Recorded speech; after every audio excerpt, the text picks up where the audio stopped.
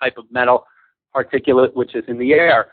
It's amazing, since we've seen the emergence of these programs, again, about 10 to 15 years ago, we've seen a dramatic increase in a couple of things. Strange weather around the world. We see vicious storms and vicious droughts, which I believe are directly linked to this and within the weather modification applications of these programs. But then we're also seeing an increase in earthquakes and tsunamis, very things that can be created with this new technology called HARP. So it appears that a lot of the earthquakes that are occurring are what appear to be natural, however, are not, because it appears that they're part of this new warfare. So if you look at Haiti, for instance, it was really interesting because the earthquake in Haiti, America just happened to be down in Florida, already previously prepared for some drill that they were doing for, I think, a Haiti hurricane relief. So they were already deployed, and the next day, American troops had occupied it. And now they're controlling Haiti. So it's kind of ironic that these things are happening, and then, like we saw in 9/11 and some of the other events, we see U.S. military application in a dramatic change of the political environment of different countries. So yeah, it appears that these are parts of the New World Order's agenda and parts of their game plan for controlling the entire world. I've always, and we've mentioned a couple of times on the program, the military document called Weather as a Force Multiplier, Owning the Weather in 2025, and there's a number of these kinds of reports, and again, going back to some of the geoengineering programs that are out there.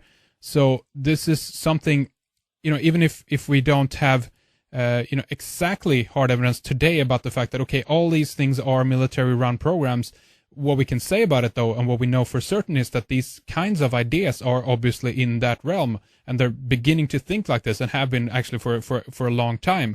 And that's why it's obvious, for us who are not insiders in that whole program to connect these things. And do you know of any other programs that you discovered or stumble over in your research, Michael, that might be of importance for our listeners to know about?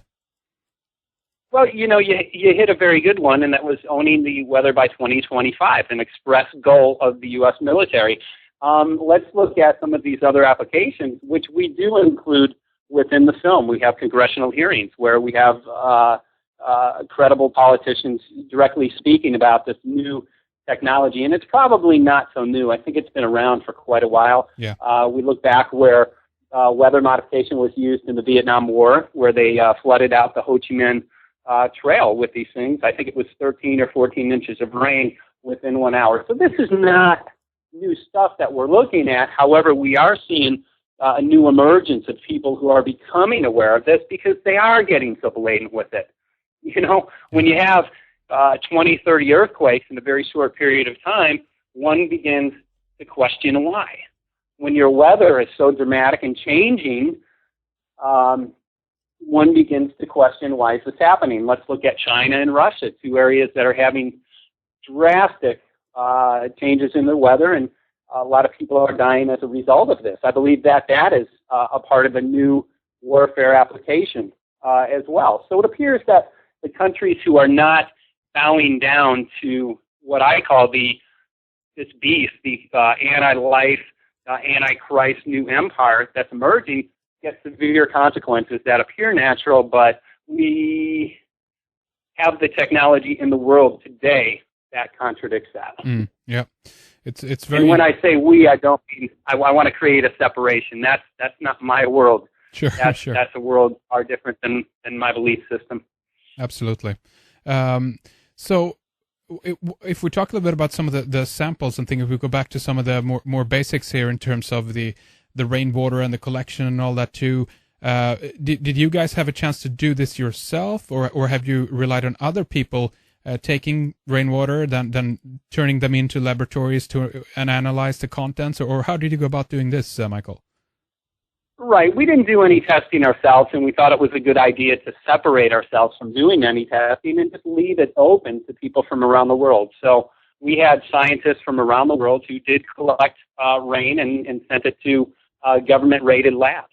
And again, around the world, they're finding massive amounts of aluminum, barium, and strontium, and those are, again, very toxic to ecology and human health. So literally, there are thousands upon thousands of tests that are available. Many can be found on geoengineeringwatch.org, which is a great website on geoengineering. So a lot of people contacted us and said, hey, I tested and I found very high amounts of these substances. After our Hawaii trip, when we went, nobody had any conclusive tests. But during that time, I did a lot of public speaking engagements, and I really encouraged people on the island of Maui to start doing rain tests. And my suspicions were correct because the tests came back, and of course, they revealed very high amounts of aluminum, barium, and strontium directly in correlation to the aerosols that they're seeing in the sky. So there are also people from around the world that have begun testing tree bark, and Deborah Whitman of Environmental Voices is one of them. And she, like I said before, forests are dying around the world, so she started getting curious and started testing these areas in tree bark. And of course, she found very high amounts of aluminum, barium, and strontium. And it appears that that's exactly what is killing off the trees in the forests. How about that? That's a very interesting point. And I think that that's a good way about this issue as well, meaning that people do their testing on their own accord, and instead of sitting around waiting for their respective governments to do something about it. Do you think that will help at all, Michael, in terms of pressing our governments for answer? Is anything going to come out of that, do you think? Yeah, I absolutely think that it will. If there's enough pressure, we will see change. But that's not only it. I mean, that's one of the hundreds of other solutions. While in the film we did go to Washington, D.C., which I also call Washington, the District of Criminality, and I addressed this with over 35 members of Congress and senators, many of whom denied any knowledge of these programs. Of course, there have been many congressional hearings on the issue of geoengineering, but most denied that they knew anything about it, and some even ran from us. It was a very exciting trip. However, that's just one of many solutions. For me, my main goal is to raise an awareness on this and get the word out to people, and then hopefully part of that 90% of the population who normally would do something if they knew about the programs but aren't because they don't know, we're hoping to touch those people. Yeah. And that's my greatest hope. Absolutely. And tell us then a little bit about how the dissemination, if you will, of the film will happen. You have a few showings in some places over in the States. Will you release it online for on DVD, or how will the release happen, Michael? Well, all of the above. Our premiere is on October 23rd, and that's in Atlanta. And if anybody wants to come, I think there are still some tickets available. Just go to Reality Zone, that's a website, and you can get more information about the film and then also about our premiere. We also have distribution agreements. One is InfoWars. We're partnering with Alex Jones, who has a worldwide base, so we're going to get this out to literally millions of people, and then it will also be on the internet pretty soon as well. So we're excited because we are, for the first time, getting the word out and creating awareness in millions of people that we wouldn't have reached if we didn't get the opportunity to address this important issue. Absolutely, and then obviously again here you've been working with conspiracy buff and legend, if you will, in the field, G. Edward Griffin, behind many important books on the Federal Reserve and other topics as well. How was it to work with Edward? Oh, it was great working with Ed. I can't tell you how blessed we were to get him on the project. It was interesting because I went to interview him on a different issue, and we got to talking before the interview about the project that I had started, this film. And Ed said, I'm really concerned about this issue. And he said, I think I might be able to help you out by perhaps getting some funding from you. So when Ed jumped on board, we ran a donation trailer, which again we received our funding in about a day and a half. I think we set a record for funding, and then we were able to get some key people on the project who had gifts of editing and other gifts, and produced just a fantastic, very well produced film. So Ed Griffin is great as well, because he has years of experience in this field, and I'm kind of a newbie compared to Ed in this. So he was a real good source of advice for the film, and he counseled me quite a few times on on how to address this, and then also we collaborated a lot on the investigation part. So Ed is he's a legend, and what a better opportunity to have him as a mentor for a project like this. Great. Absolutely. And what are some of the other aspects that you touch upon in the film that you think would be worth mentioning here to our listeners today?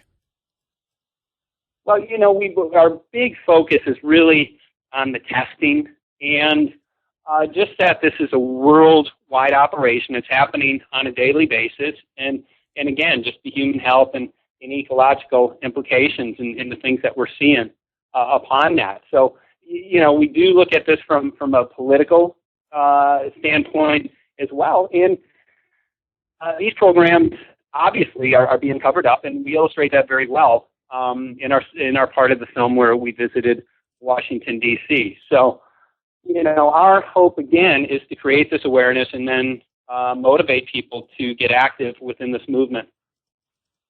And how did you approach those? I mean, there's one area in here with all the chemtrails that is the debate that is going back and forth in terms of what is a chemtrail, what is not a chemtrail. How do you detect one? We talk about these things that they linger on. That's an evidence that they are chemtrails. There's other websites out there detailing the contrail aspect of that it has to do with temperature, etc., etc. Is that something you go into the movie about, or how do you tackle that issue, Michael?